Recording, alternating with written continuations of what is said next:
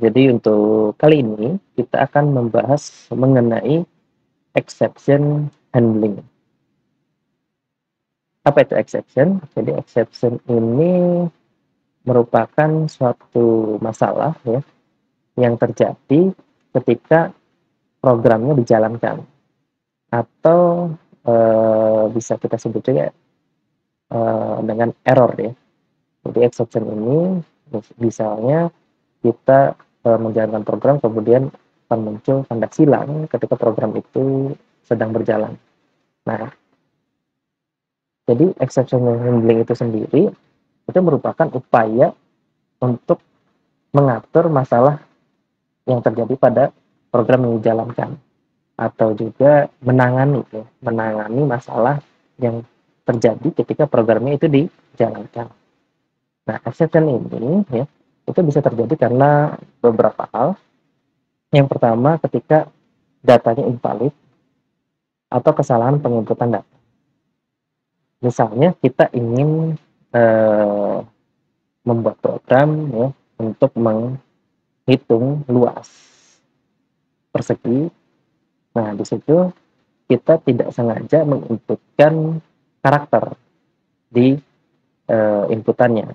Nah, pada saat kita menginputkan karakter, sedangkan yang dibutuhkan adalah angka, ya, maka akan terjadi error atau exception ini. Ya. Kemudian ketika file tidak ditemukan, itu juga akan terjadi exception.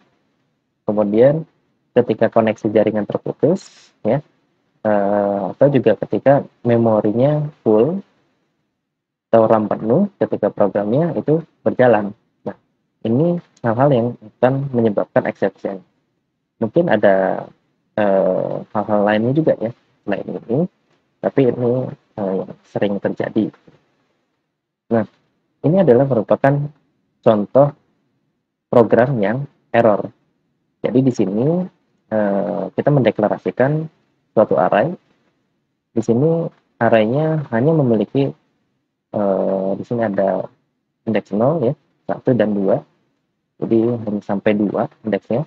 Sedangkan pada saat kita menampilkannya, ini kita tampilkan array yang indeks ke 5. Maka ini akan menghasilkan exception. Karena ini meminta data array yang indeksnya tidak ada. Ya. Oke.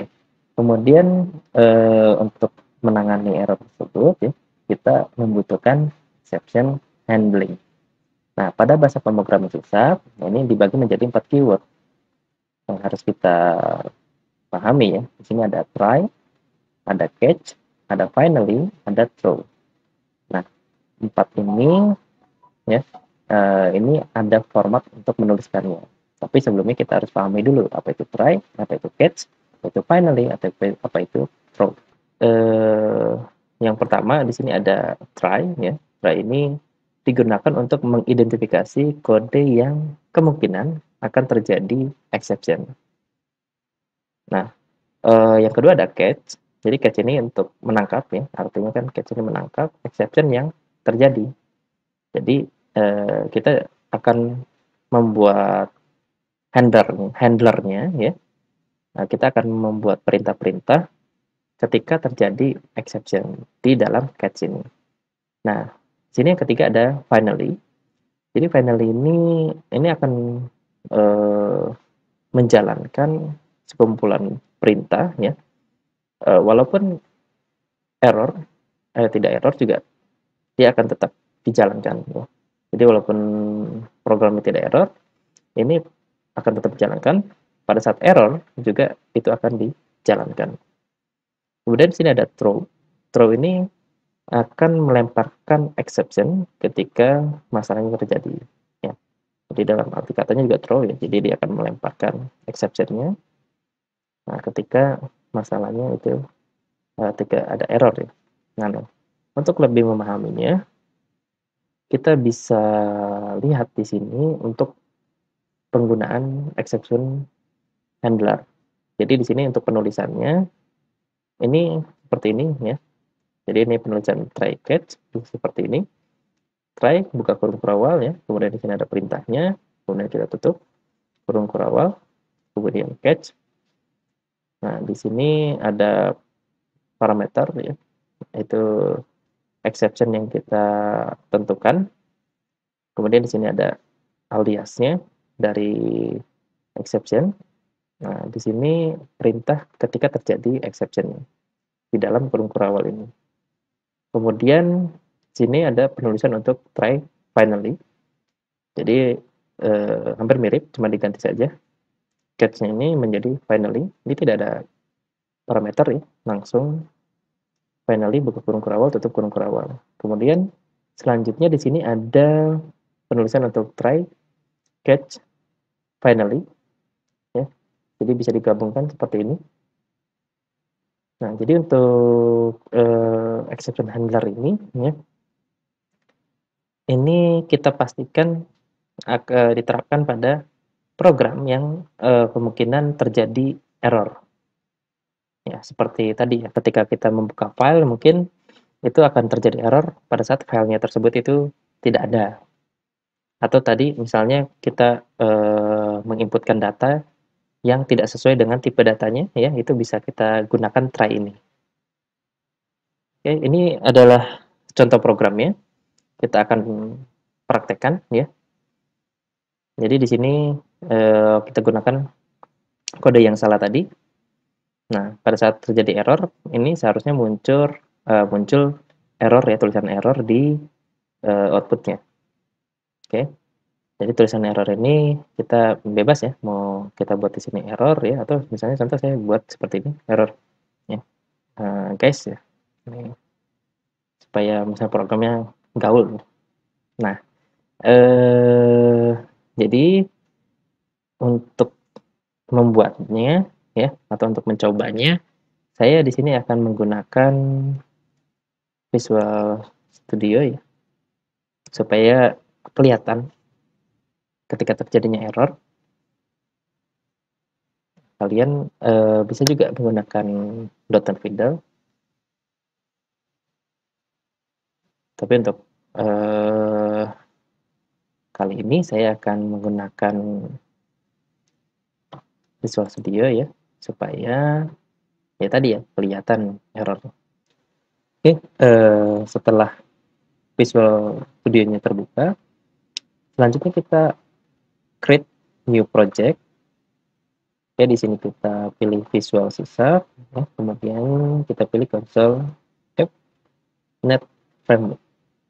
Oke, kemudian kalian bisa merubah namanya atau juga merubah lokasinya. Ya, kalian bisa browse lokasi project yang kita buat. Nah, kalau saya menggunakan bawaan saja ya. Kita klik OK. Oke, kita tunggu proses create-nya. Setelah terbuat di sini, kita akan coba membuat kode yang ada di slide tadi. Jadi kita akan membuat kode yang error ya. Oke, kita buat di sini array. Oke, array-nya di sini tadi ada nilai 2,5,7. Ini contoh saja.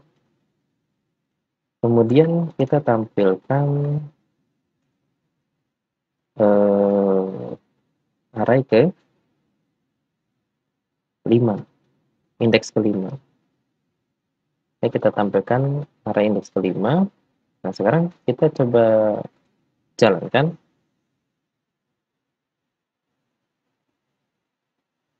Oke, pada saat dijalankan ini akan langsung close ya. Kemudian ada exception di sini bahwa indeksnya out of range. Jadi indeks 5 ini tidak ada.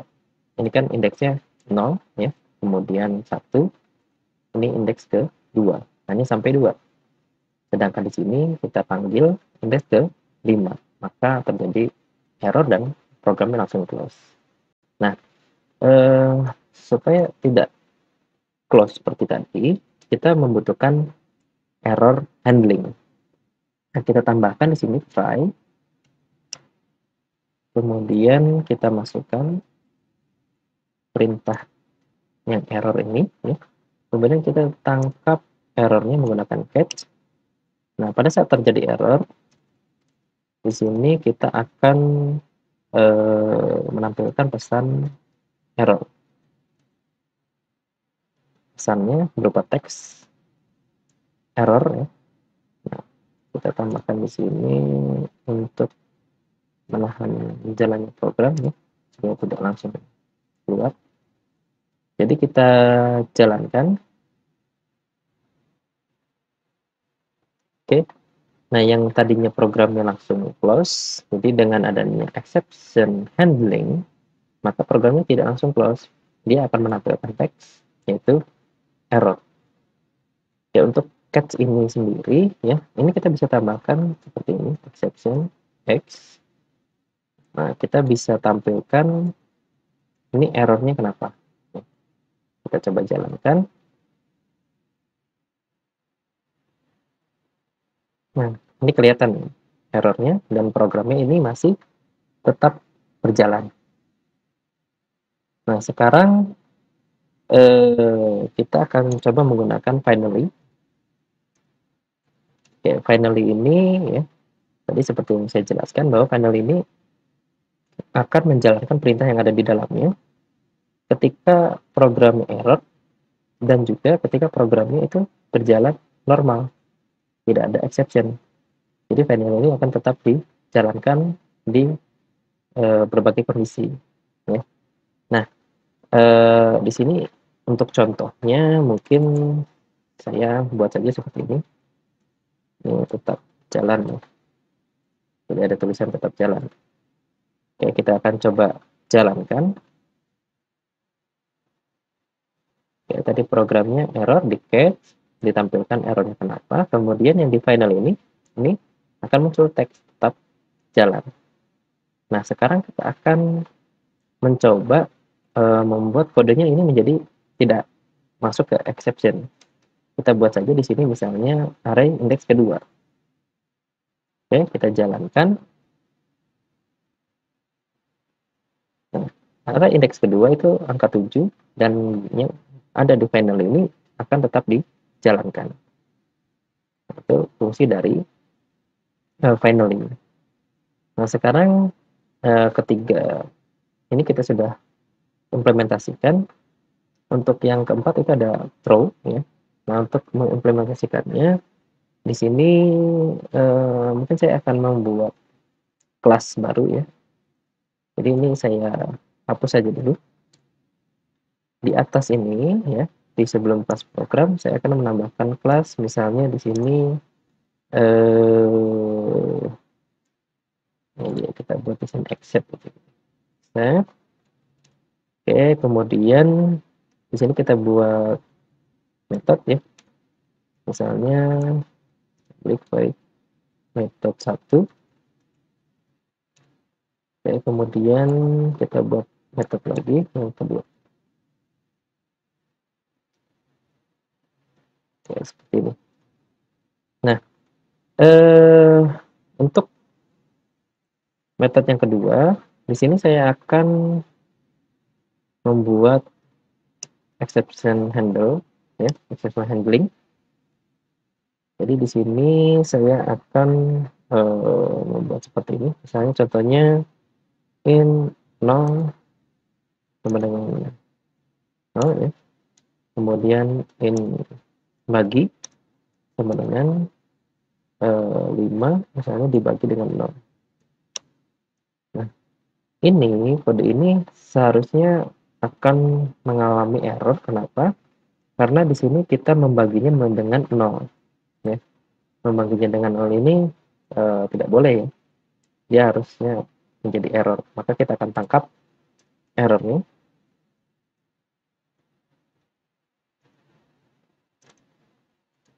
Oke, di sini kita akan show exception. Karena nanti saya akan menjalankan metode 2 ini pada metode ke 1. Oke, sekarang saya buat try lagi di sini.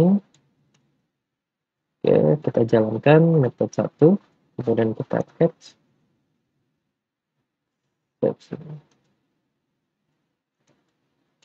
Oke, kita catch.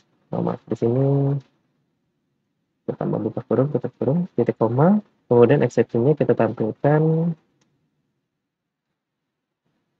di sini exception.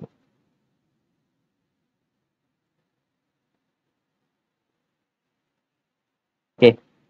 Nah, untuk menjalankannya kita panggil dulu kelasnya ya. Di sini kita panggil kelas accept tadi. Kita buat di sini exc saja, kemudian ini accept. Kemudian kita panggil method 1. Oke, sekarang kita akan coba jalankan.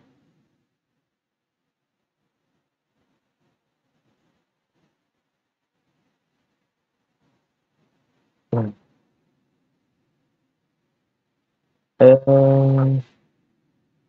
di sini ya, di metode 1 ini akan menjalankan, sorry, di sini salah ya, harusnya menjalankan metode kedua. Kita coba jalankan. Nah, ini ya akan muncul exception-nya bahwa di sini divide by 0, artinya dibagi dengan 0 ya. Itu tidak bisa dan akan muncul, dan di sini program itu tidak akan langsung close. Oke, jadi fungsi throw ini ya, ini akan mengirimkan exception yang terjadi ya pada metode 2. Karena metode 2 ini dipanggil pada metode 1 ya, maka kita harus mengirimkan ya, harus melempar exception-nya ke exception handling di atasnya. Nah, sekarang kita coba tidak mengirimkan exception-nya. Misalnya ya, di sini kita buat throw-nya kita hilangkan ya. Sekarang kita coba tampilkan. Nah, di sini akan kosong, tidak ada apa-apa karena tidak kita lempar error yang ada di metode kedua ini. Nah, fungsi throw itu tadi adalah melempar ya, exception ini ke exception handling yang tingkatannya di atasnya. Oke, jadi ini kita sudah menerapkan semuanya ya, try, catch, kemudian finally, yang terakhir adalah throw. Oke, di sini saya akan kasih tambahan sedikit. Jadi untuk exception itu sendiri ya, ini bisa menggunakan exception yang spesifik seperti di sini ada IO exception ya. Ketika terjadi error di input outputnya, kemudian ada index out of range tadi kita sudah tampilkan ya. Nah, tapi kita bisa lebih spesifik. Jadi tidak dituliskan dengan exception. Misalnya yang tadi ya, yang defect by 0 ini kita buat di sini.